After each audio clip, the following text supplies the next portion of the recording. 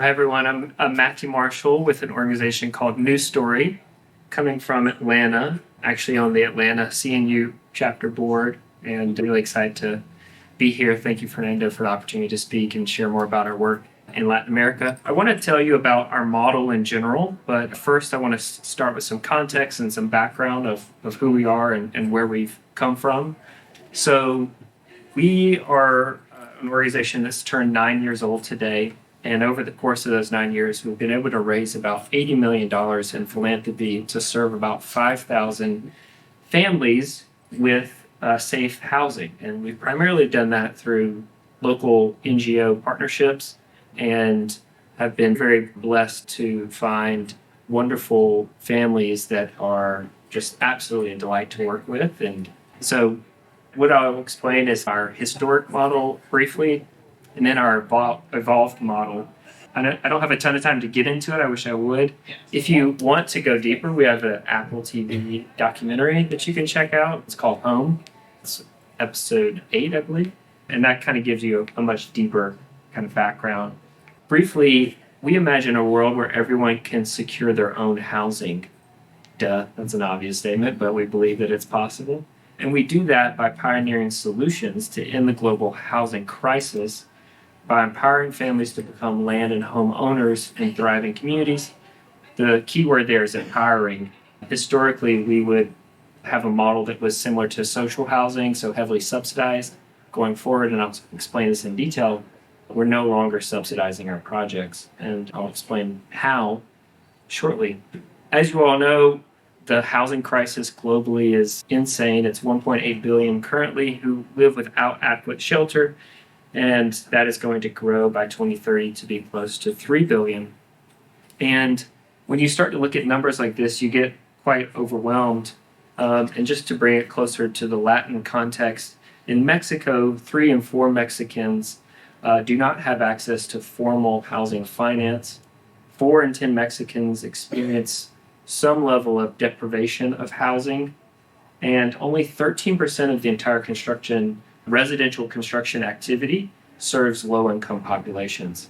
So you can see a massive gap in the need and also the supply. And so as we started to grow the organization, we realized that we had to do something different. Traditional philanthropy models were not going to solve the problem. And when you look at the actual numbers of funding out there for philanthropy from government and from the private sector, it's just not even possible to scratch the surface with philanthropy. The philanthropy number that is given each year is around $500 billion, and it has stagnated there over the last many years. Sometimes it'll go up a couple percentage points, but materially it doesn't really change. And so when you think about designing a solution, we had to think about it from a market-driven standpoint, not from a philanthropic-driven standpoint. And so for us, it's really thinking about how can we tap into the intersection of both. Just to get into a little bit of, I briefly talked about this, but get into the market supply. In Mexico, there's 2.2 million families who want to buy land. This is per Infonavit, the 4th largest mortgage provider in the world. But only 3,200 land loans were actually issued in 2013 by Infonavit for families. So there's a massive, like I said, gap between supply and demand. In our historic model, we could provide housing per person for around $3,500 USD. That, in many cases, is it's not too bad. $3,500 to help someone access life-changing housing for the first time. But you start to do the math across the billions of families who don't have access to housing, the math simply doesn't work. And I'll get into the specifics, but now with our new model, we're looking at closer to $125 per person in philanthropy, which is a great jump, and we're very excited about the next decade. When families don't have access to the marketplace, what do? They live in overcrowded situations, they may squat on land, they may immigrate, they get very creative in solving the problem, and rightfully this is obviously a massive blocker to prosperity. And so without access to land, families are locked out of the housing ecosystem and can't continue in that process of building and expanding over time. So that's where we're stepping in and providing what we call the land ownership fund. But basically, we're providing financing to local developers to actually develop land for low-income families in a market-driven way. So our team raises impact investment here in the United States, as well as some philanthropy to cover our overhead and travel costs and all that. And we deploy that through trusted partners in order to open up and acquire land and then develop that land for families. Before I get too deep into the model, why isn't anyone doing this? What's actually blocking them from accessing financing and from developers developing land? There's many reasons, but some of the core reasons are a lack of financing, which I've already mentioned, and also a lack of maybe you say risk tolerance from developers, or a lack of historic precedent for developers to actually develop land. And so for us, we're looking at de-risking these in multiple ways. One primary way is through a savings model where families are they're not paying up front for the land, they're paying monthly for 12 to 24 months. And that helps families actually access the land for the first time. Some families choose to pay that all up front because they have savings, or maybe they have remittances from the United States that helps them out. But it's not a lump sum upfront payment. It really meets them at the monthly amount that they can afford. There's also a risk of families not paying, right? What happens if you get 8 months in and families stop paying? What happens then? And that's the case sometimes with a family who's living on low income. They may actually have a shock to the system, whether that's a medical bill or a family emergency.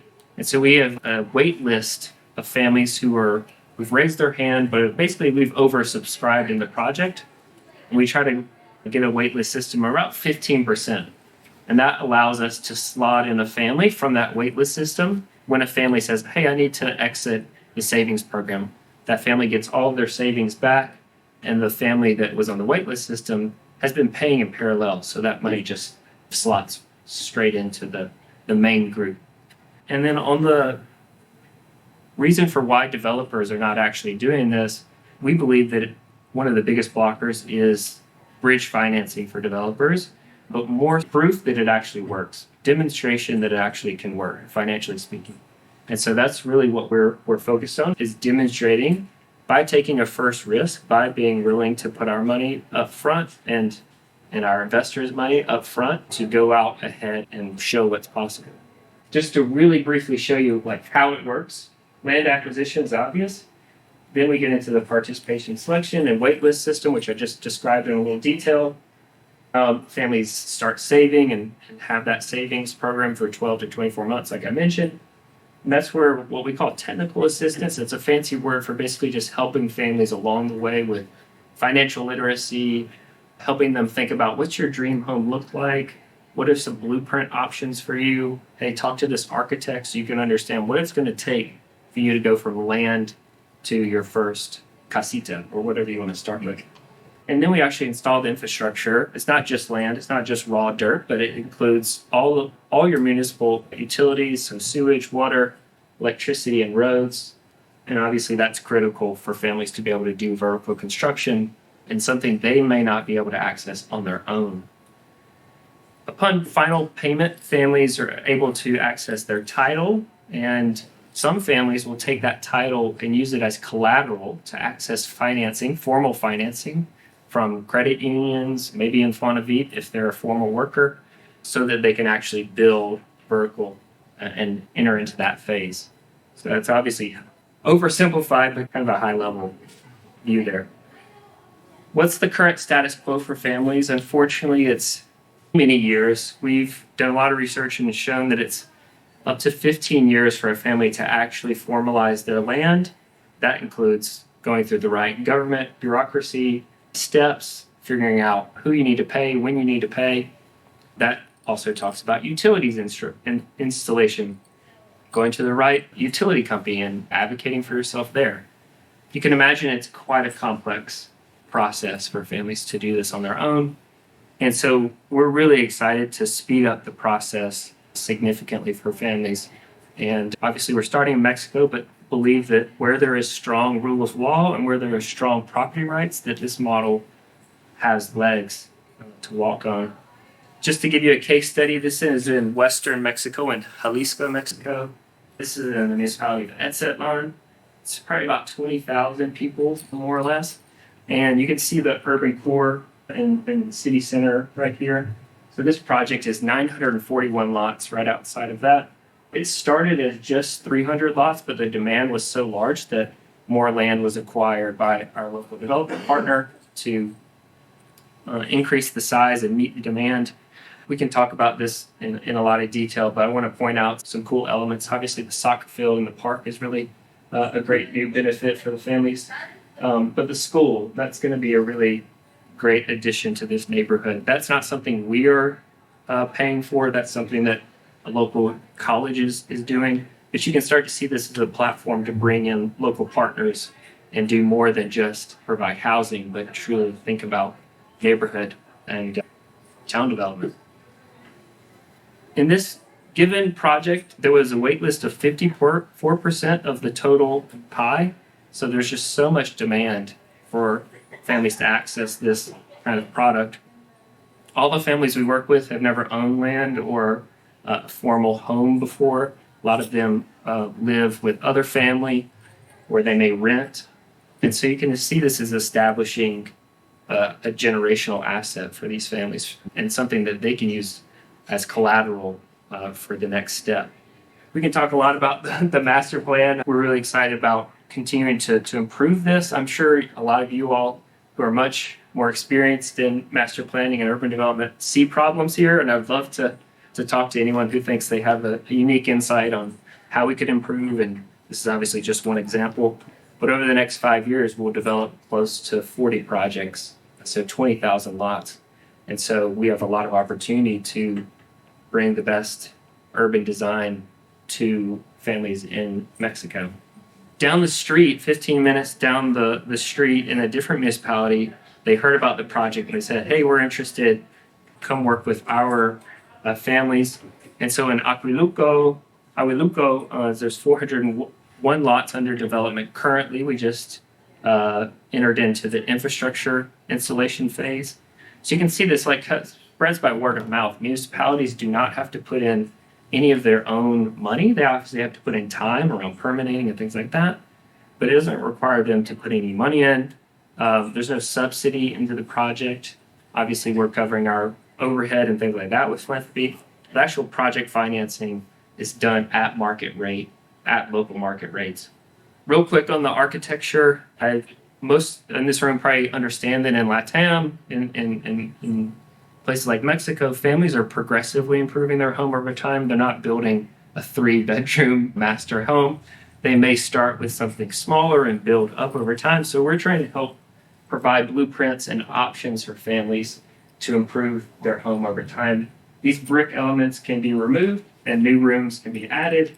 This particular housing model could go vertical one more floor. And here's an example of a family who's actually done that and improved their home over time. And this obviously doesn't happen overnight. This is many years. I want to briefly talk about Mara. She just built her first home. Her husband and her 2 children now have a safe place to live. And she said, it's very fulfilling to have something we own where my daughters can grow without the fear of having to move out unexpectedly. So I've talked a lot about the wealth creation, but you can imagine the psychological safety that now having ownership truly means for a family. We're targeting to serve about 60% women-led households in Mexico, which we're really excited about.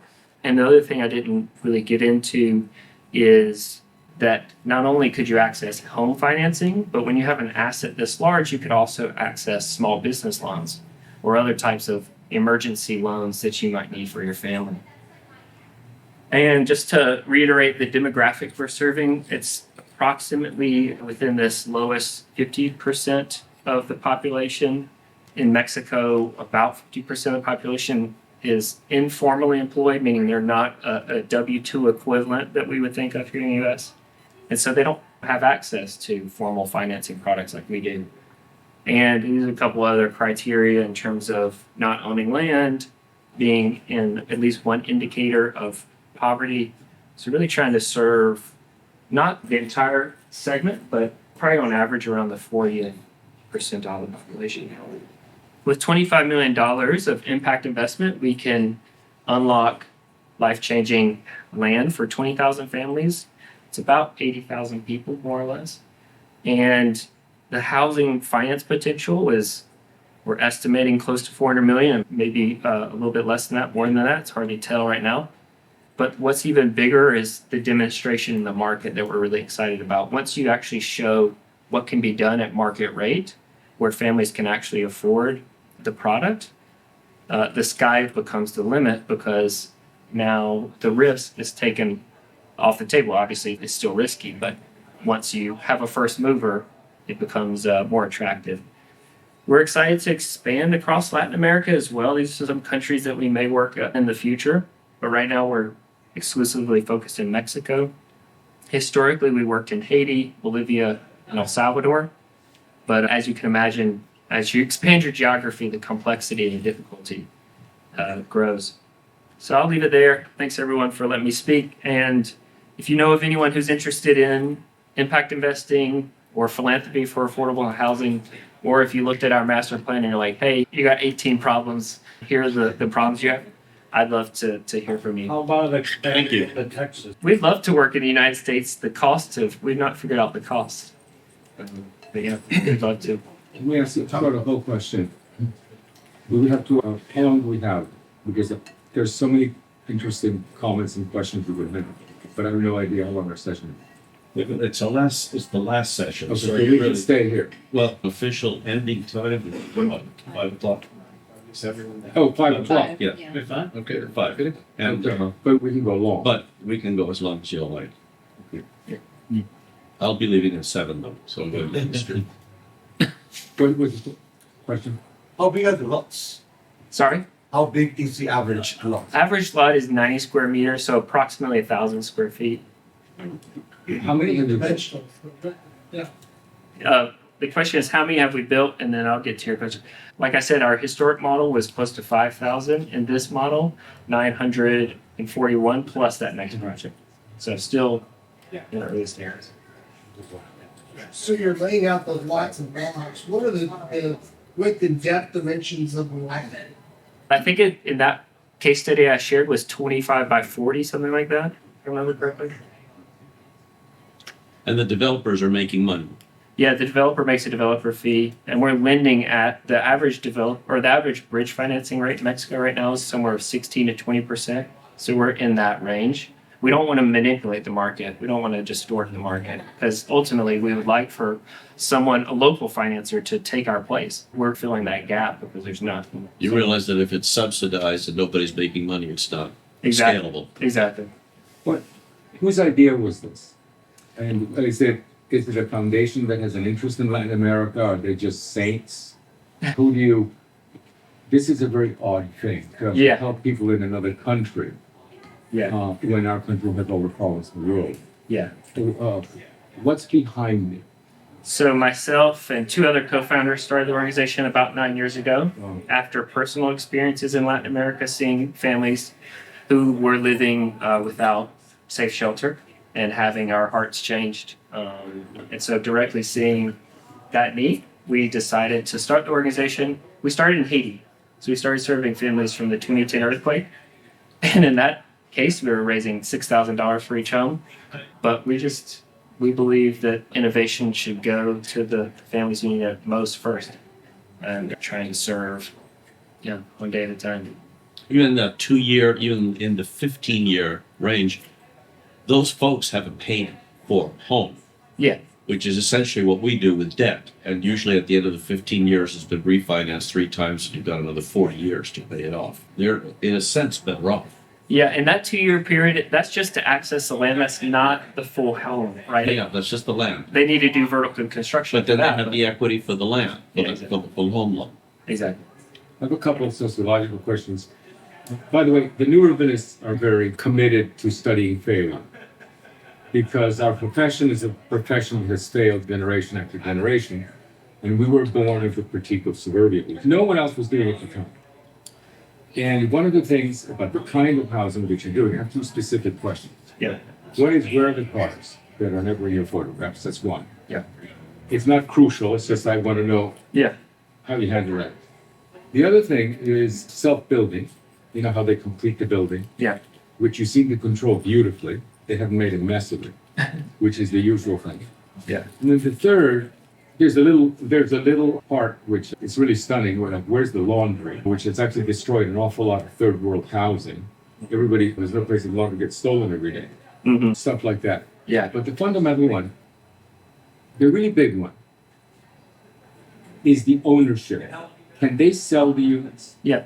Okay. Yeah.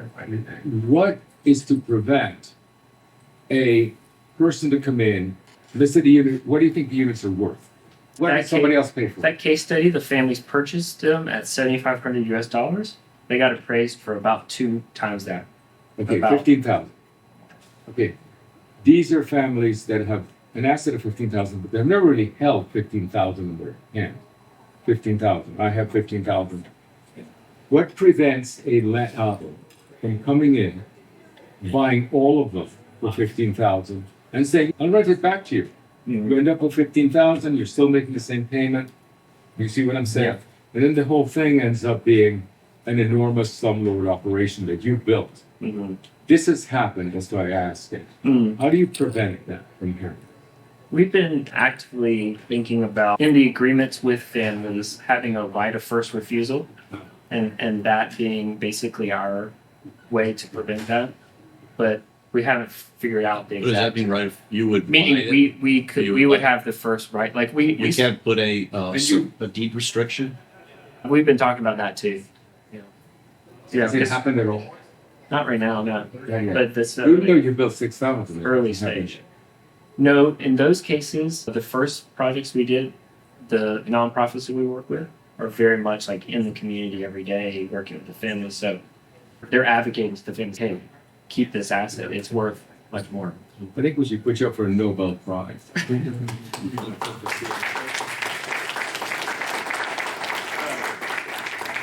You had a question about the cars. Yeah. Not every family, I wish I could put this up, not every family parks their car in the kind of slot that they create on their property, but there is a street park. We account for street parking. Probably 1 car per On the that. street, unprotected. They don't have time to. Some families choose, I'll show you another one real quick. Some families choose to put in a fence. It's up to their preference. That's the typical Latin American way. It's a driveway with a iron gate in front It of it. doesn't look that good. I probably chose one of the best ones, but yeah, there's some of them that definitely don't look as nice. Hey, but when you're doing affordable housing and you're doing this stuff, you can't be like exquisite. It's a first step. It's a first step, and the idea is that families can improve on it over time. And it's their aesthetic, not yours. We're trying not to impose any kind of And you've raised the funds from the United States to do this. yeah. And Mostly from benefactors or from people that are actually investing and expect a return. We raise philanthropy to cover our staff's cost, and that's primarily through high net worth individuals who believe in our mission and what we're doing. And then the impact investment that we raise is from similar individuals, some institutions. They're getting a return around 10% minus, because we minus hedging, minus risk adjusted losses and things like that. 10% is pretty good. And that's over 5 years. I'd love to keep talking about Yeah. this. Yeah. But this is fantastic. Thank you. Thank you. Matt, I got one quick question. So I'm actually in Atlanta, so I know that you. Oh, cool. Yeah, my Yeah. background is technology, so we work with Y Combinator. Two things. One, as it relates to the new model, which I think definitely makes sense. It being where Latin America really all started. Yeah. How does that potentially transfer to other Latin American countries / other Caribbean countries? Have you all looked at it, explored it? And then the second thing is going to the question of the deed restriction. Have you all looked at enabling the community to basically create a trust where collectively they own the land and have some sort of governance around it? Yeah. Individually, they own the houses on top, and then we create that collective governance ownership, and also deter one owner from being able to sell to a whole bunch of stuff. Yeah, that's actually what we've done in some of our projects in El Salvador, which is not collective ownership because each family owns their lot, but a community-run governance board, basically, kind of thing to approve any major issues or, hey, the playground's going in, what do we think? To the question of applicability to other countries in the Caribbean and Latin America, like I mentioned, rule of law is critical. Property rights, having a property rights system that's robust. In Mexico, housing is in the national constitution, thankfully. And those are some of the critical components. The other one is having a developer ecosystem. Are the developers willing to take a risk with us? We're thinking and possibly going to try developing it on our own when there's not a developer that's willing to take that risk, just to demonstrate it. But those are a couple of things that we think are necessary in order for something like this to happen.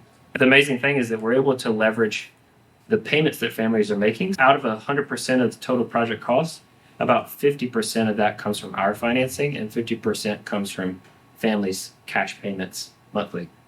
Trying to leverage our cash. Do you lecture in Mexico about this?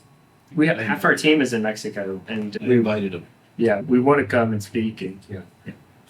we're trying to share the. We're there's, I forgot to mention, it's not really CNU Latino, but I'll pretend it is, just to aggrandize our little organization. We're having a CNU in Mexico City at the end of this month. Not Mexico City, in León, Mexico.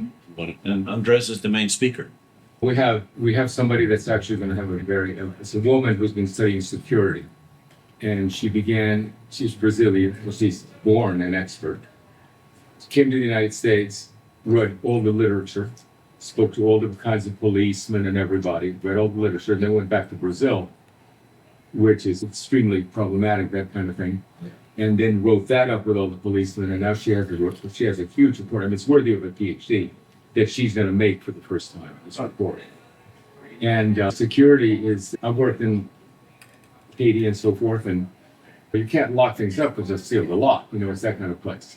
And I'm very concerned because these are so open and so neat, and the cars outside, and so many things that I tell people they can't do, and I'd love to not have to tell them they can't do.